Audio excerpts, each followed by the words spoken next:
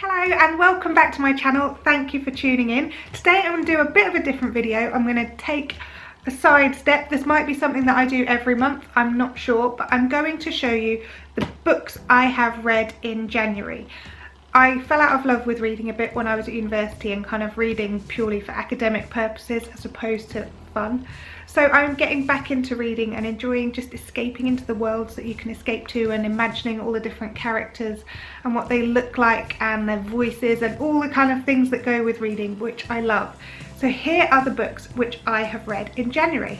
First up, How to Have a Baby and Not Lose Your Shit.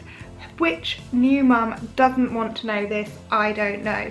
This book is by Kirsty Smith, who writes E-Bar Mum, and it is fantastic, very funny. It made me laugh out loud on various occasions, and I would really highly recommend that you can get this from Amazon.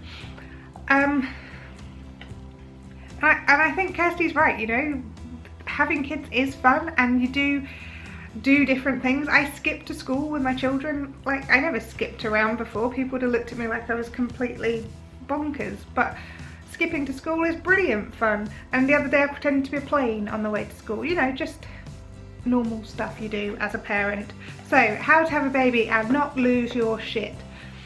Possibly the answer is lose your shit before you have a baby, who knows. Secondly, I have The Good Girl by Mary Kubica. I'm hoping I've said her name right.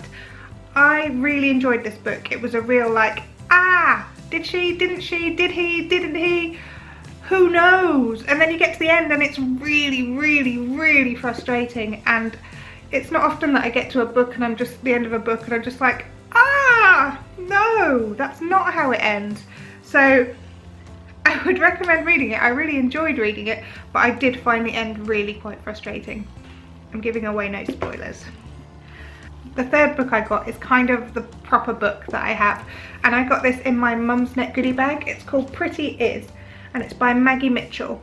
And this was a really good book. If you like Girl on the Train, it's quite similar in terms of the way the storyline is set out, the way it kind of jumps from character to character and past, present. It's a really good storyline, really interesting, really grips you, and you really want to read more. I think I read this in about a day and a half, just because I wanted to know what happened at the end.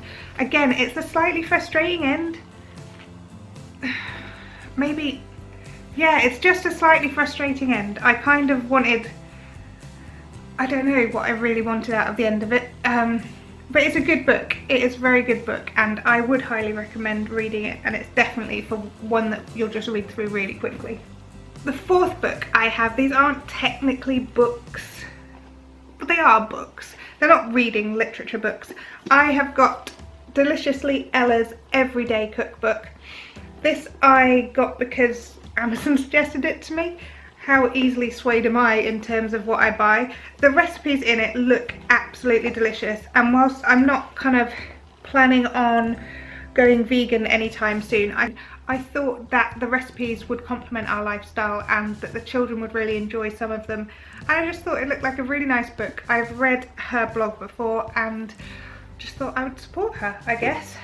Last book I've read, again, it's not fiction, it's not fiction the slightest. It is Joe Wicks, The Body Coach, Lean In 15.